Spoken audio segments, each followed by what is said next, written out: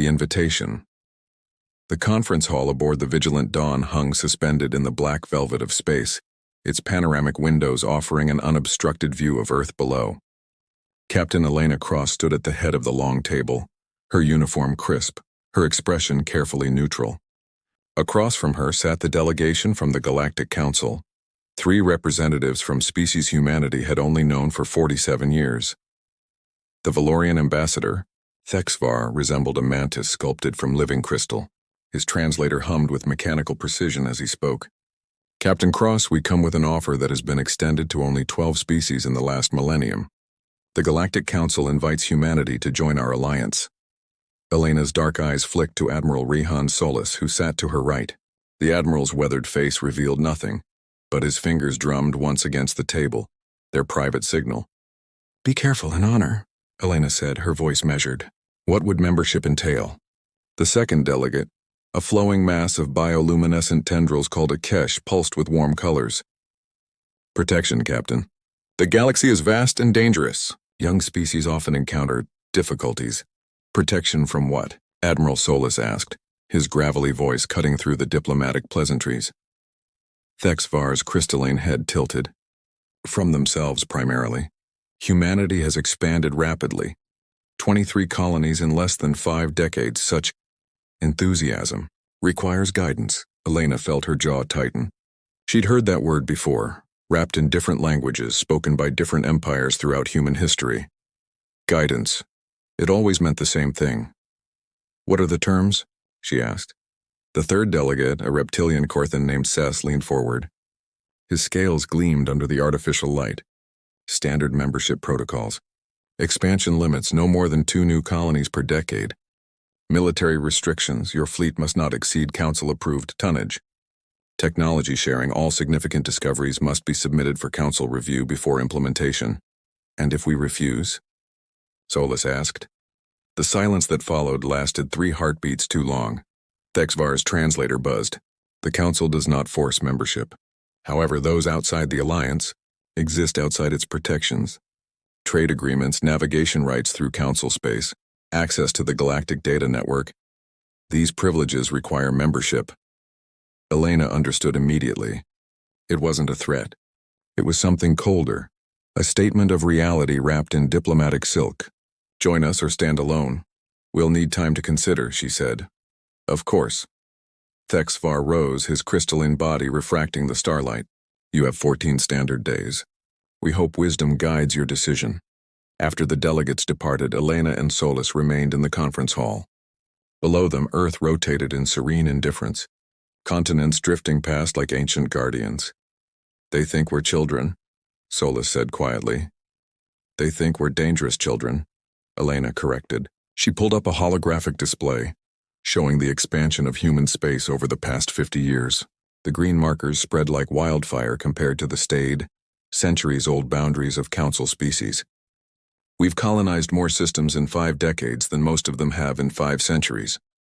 Because we have to. Solis stood, walking to the window. Earth's population hit 14 billion last year. We need space, resources, hope. He turned back to her.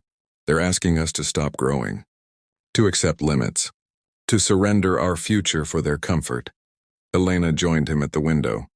Somewhere down there in a small apartment in New Delhi, her sister was raising 2 children. Children who would inherit whatever decision Earth made in the next 2 weeks. What would you do? She asked. Solis was quiet for a long moment. When he spoke, his voice carried the weight of every war humanity had ever fought.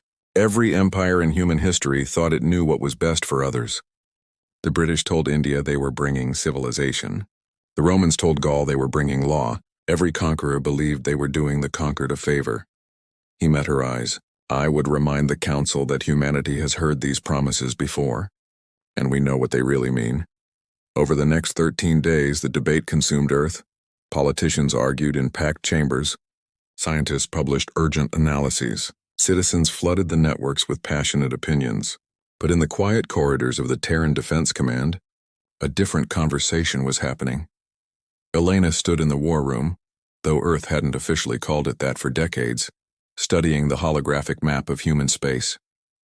Admiral Solis and Commander Marcus Webb, head of Terran intelligence, flanked her. The blockade will come first, Webb said, highlighting potential council fleet positions. They won't attack. They'll surround the solar system and wait. No trade, no travel, complete isolation. How long can we last? Elena asked. Economically? 8 months before critical shortages hit the outer colonies. 12 before Earth feels it. Webb expanded the display. But that's not the real timeline. The real question is how long before public pressure forces capitulation. I give it 6 weeks, Solis shook his head. The council doesn't understand us. They've been at peace for so long they've forgotten what desperation looks like. Elena studied the map, her mind working through possibilities. The council had 300 warships to humanity's 75. Their technology was proven over millennia, while human innovations were barely tested. By every rational measure, resistance was suicide. But rationality had never been humanity's defining characteristic. What are our assets? She asked. Webb brought up a classified file. Project Whisper, our stealth technology. The council doesn't know we've been working on it. How effective? Against their sensors. We're invisible. Webb smiled grimly. They track ships by thermal signatures and mass displacement. We've developed hull coatings that scatter thermal readings and drives that don't displace space-time the way theirs do. To their instruments, our ships equipped with Whisper might as well not exist. How many ships can we retrofit? 28 are already operational. We can have 50 within a month if we commit to it. Elena looked at Solis. 50 ghost ships. It's not enough to win a war, the Admiral said. No, Elena agreed, but it might be enough to make them regret starting one. On the 14th day, the Galactic Council delegation returned to the Vigilant Dawn. This time, the atmosphere in the conference hall was different, colder, more formal. Thexvar's crystalline form seemed darker somehow. Captain Cross Admiral Solis, has Earth reached a decision?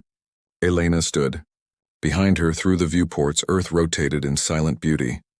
She thought of her sister's children, of the 14 billion souls counting on this moment, of the colonies stretching across human space, each one a testament to humanity's refusal to be contained. The Terran government thanks the Galactic Council for its generous offer, she said, her voice steady. After careful consideration, we must respectfully decline membership at this time. The Kshesh delegates' colors shifted to sharp reds and oranges. Anger, Elena had learned. Cess's scales rippled, but Thexvar remained still, his crystalline face unreadable. You understand the implications, he said softly. We do. Then understand this as well. Thexvar rose, and for the first time Elena heard something other than diplomatic courtesy in his voice. She heard certainty. The Council has maintained peace for 4,000 years. We have done so by ensuring young species do not disrupt the carefully balanced order we have created. You believe yourselves exceptional. You are not. You are simply young, and the young always believe their passion outweighs wisdom.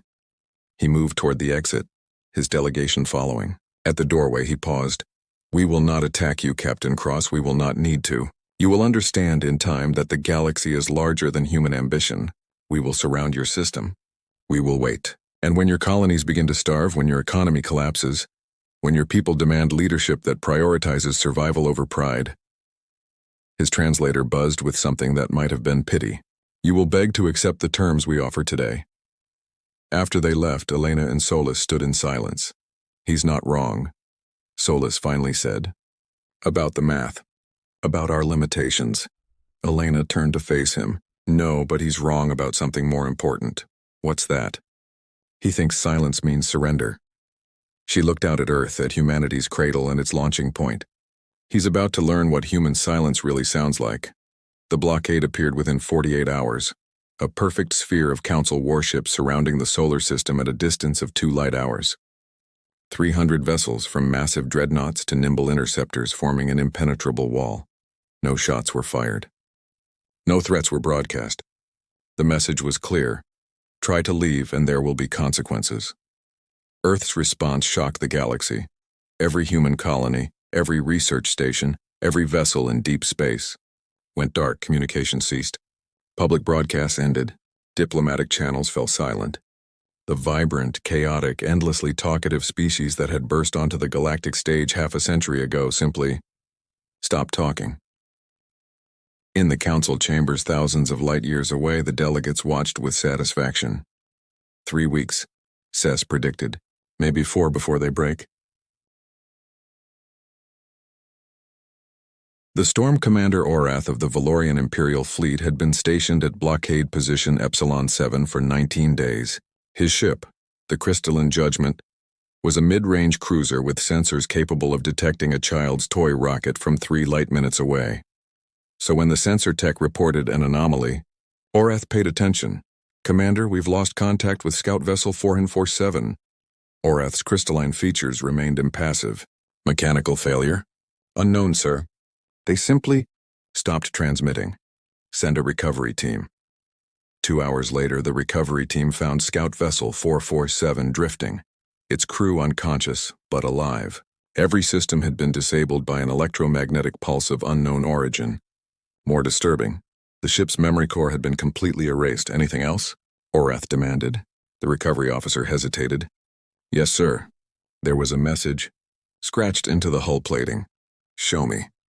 The image appeared on Orath's display, in precise mechanical lettering. First warning. Admiral Solis stood in the command center, buried half a mile beneath Colorado's mountains.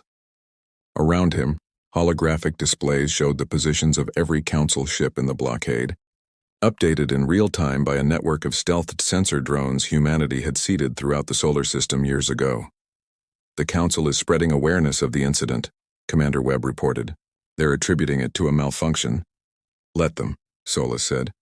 "How long until Phase 2? 36 hours. Elena entered the command center, still wearing her flight suit. She'd just returned from personally testing one of the Whisper-equipped frigates. "The retrofitting is complete. All 50 ships are operational and undetectable." Solis nodded. "Then we proceed." Elena studied the holographic display. 50 ships against 300. The math still didn't work in any conventional sense, but conventional warfare wasn't what they had in mind. "They think they're the patient ones," she said softly. "They've been in space for millennia. They've built empires that span centuries. They think time is on their side. It's not?" Webb asked. "No." Elena's expression was grim. "Because they're playing a game with rules humanity doesn't follow.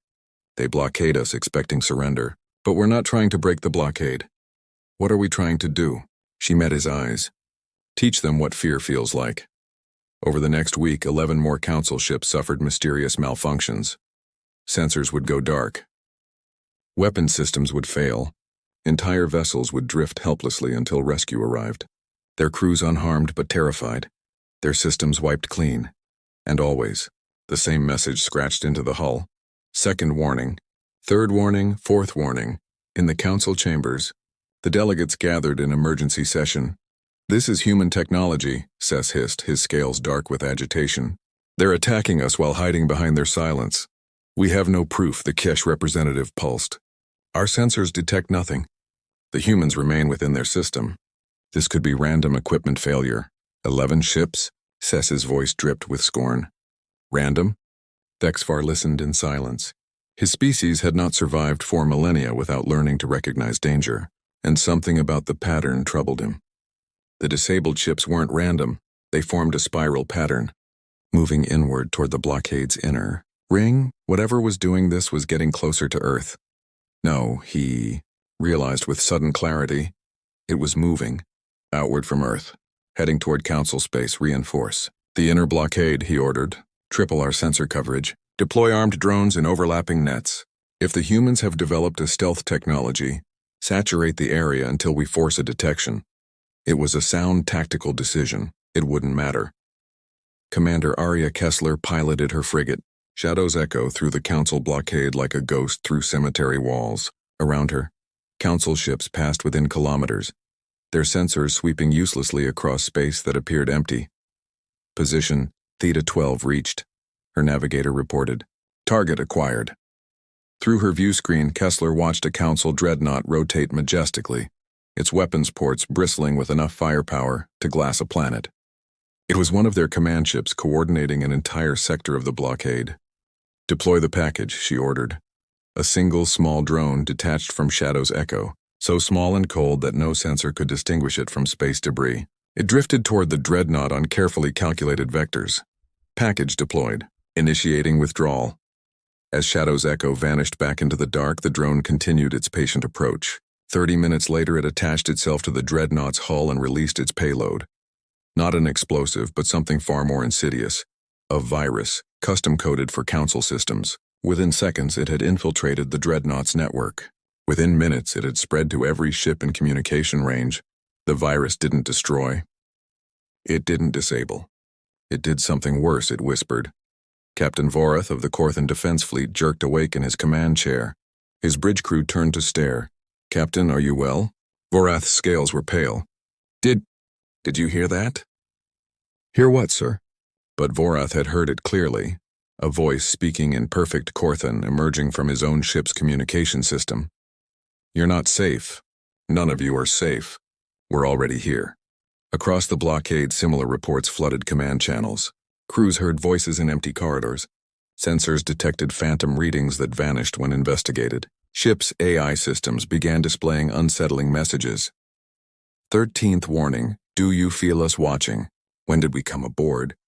The Council fleet didn't break. Their discipline held. But something else began to fracture. Their certainty. These were species that had controlled the galaxy for millennia, that had never questioned their technological superiority, that had believed absolutely in the order they had created. Now they stood watch in their ships, staring at sensors that saw nothing, listening to systems that whispered threats in dead air, and wondered, what are the humans doing to us? In the Colorado Command Center, Commander Webb reported the results of Operation Phantom. Psychological impact is significant. Council communications show increased stress markers. Some vessels are requesting rotation out of blockade duty. And our losses? Elena asked. 0. We haven't fired a single shot. Admiral Solis studied the display with satisfaction. They're warriors without a war, jailers without prisoners. They came here expecting us to break against their strength. Instead, we've made them afraid of shadows. It won't last, Elena warned. Eventually, they'll adapt. Harden their systems. Stop listening to the whispers. It doesn't need to last, Solis replied. It just needs to last long enough. For what? The Admiral expanded the display, showing not just the solar system but the larger galactic map. The Council thinks this is about Earth, about whether we'll surrender or starve. But we were never going to do either. He highlighted 3 systems at the edge of Council space, systems that, until recently, had been monitored by Council outposts. What am I looking at? Webb asked. The outpost went dark 6 days ago, Solis said quietly. Total communication loss. The command center fell silent. But those are weeks away at maximum FTL speed, Webb protested. We couldn't possibly. We've had stealth ships for 3 years, Solis interrupted. The Council just learned about them. How long do you think we've been preparing for this? Elena felt a chill run through her. You sent ships out before the blockade. 20 vessels, armed, stealthed, with orders to disable Council outposts on a specific timeline. Solis's expression was carved from granite.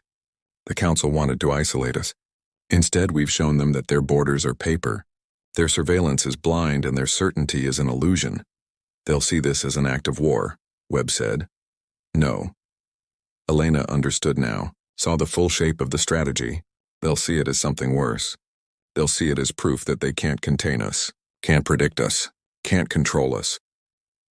The message reached the Galactic Council 3 days later. Their border outposts had been systematically disabled by an unknown force that had bypassed all their defenses, struck simultaneously across multiple systems, and vanished without a trace. The Council chambers erupted in chaos. This is an invasion, Cess roared. We must respond with overwhelming force. But Thexvar stood at the central podium, his crystalline form refracting the light into fractured rainbows, and spoke a single word that silenced the assembly.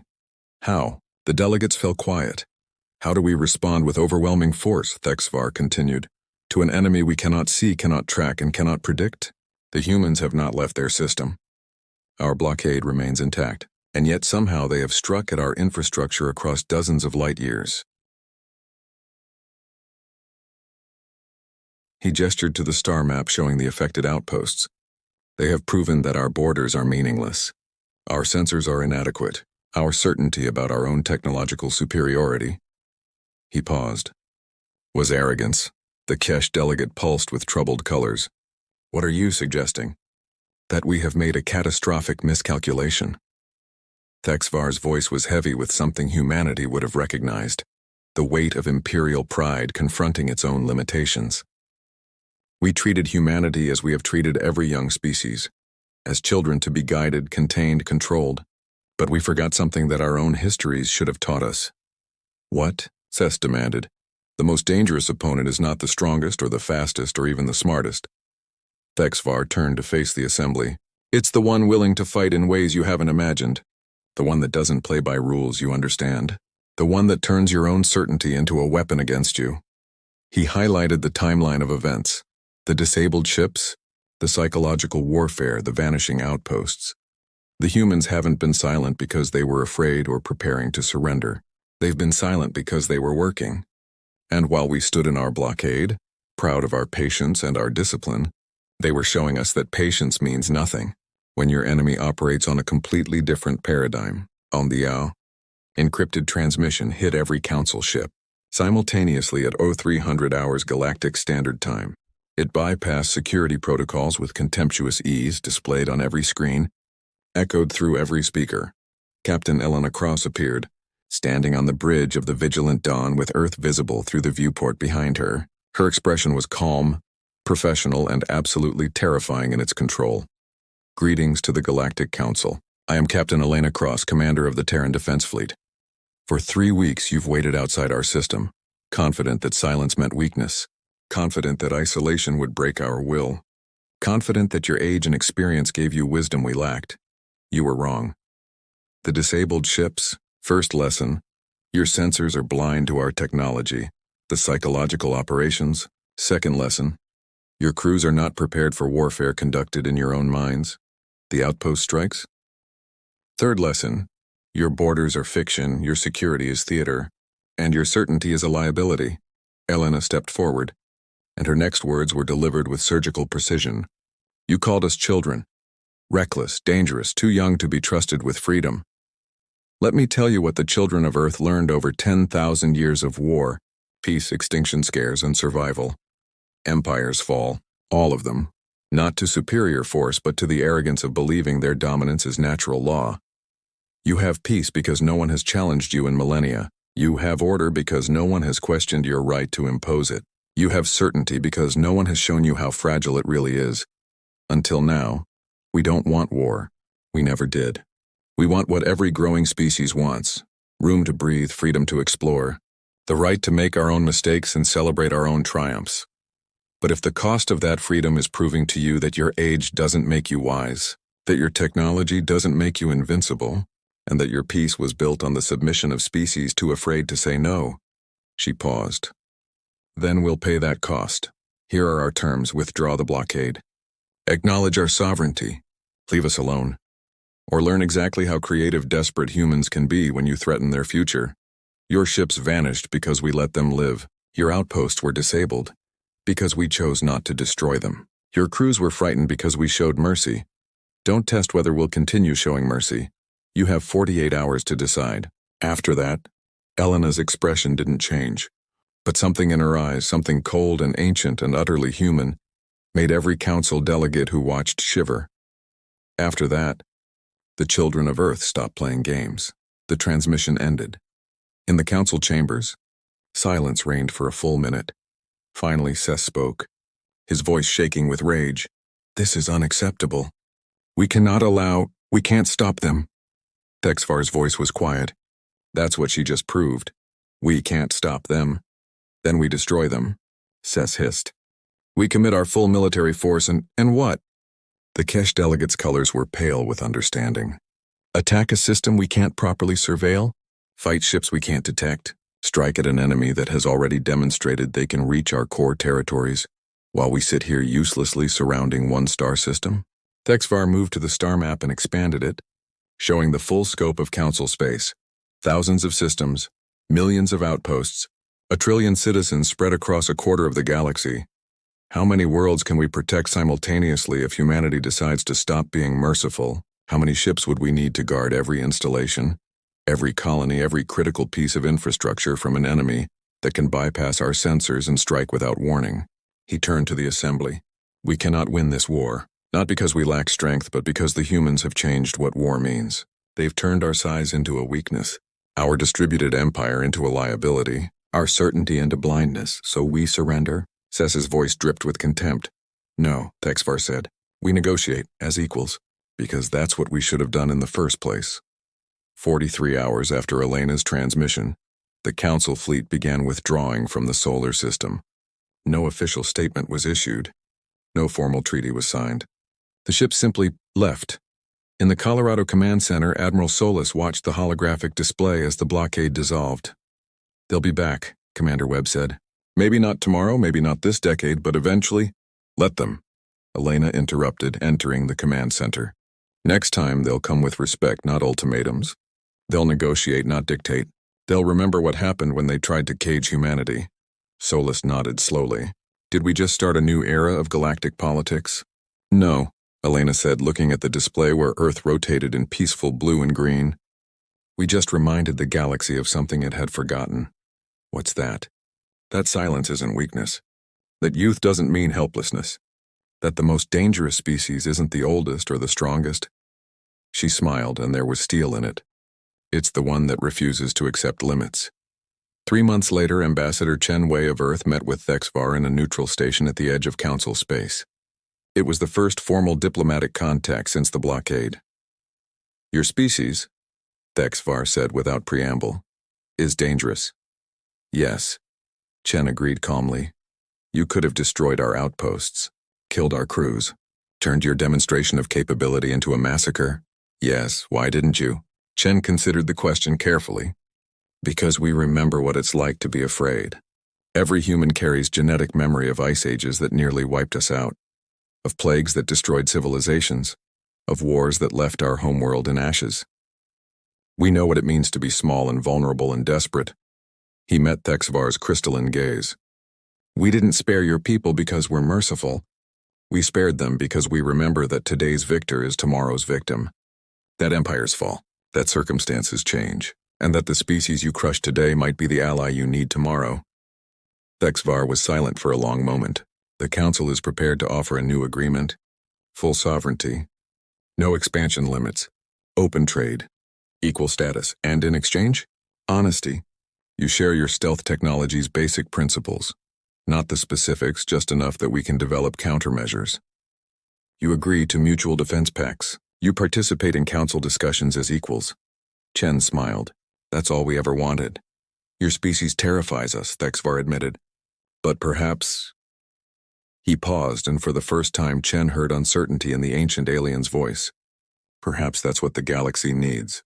A reminder that peace maintained through intimidation is just war waiting to happen. Years later, when historians analyzed what they called the Terran crisis, they focused on the strategic brilliance, the technological innovations, the psychological warfare, but they missed the real lesson, the one that every Council species would spend the next century learning. Humanity didn't win because they were stronger, smarter, or more advanced. They won because when faced with a choice between submission and silence, they chose silence, and when silence ended, the galaxy discovered that human quiet wasn't surrender, it was preparation, it was calculation. It was the calm before a storm that would forever change the balance of galactic power. The Council had tried to teach humanity its place in the cosmic order. Instead, humanity taught the galaxy that order itself was negotiable, that dominance was temporary, and that the most dangerous words in any language were, "We tried diplomacy. You refused to listen." Epilogue Captain Elena Cross stood on the observation deck of the Vigilant Dawn, now serving as Earth's flagship for deep space exploration. Below her, a newly discovered world rotated, humanity's 93rd colony, established without asking permission, without seeking approval, without accepting limits. Admiral Solis joined her, older now but still carrying himself with quiet authority. The Council wants us to lead the development of new defensive protocols, he said. They're actually asking for our help now.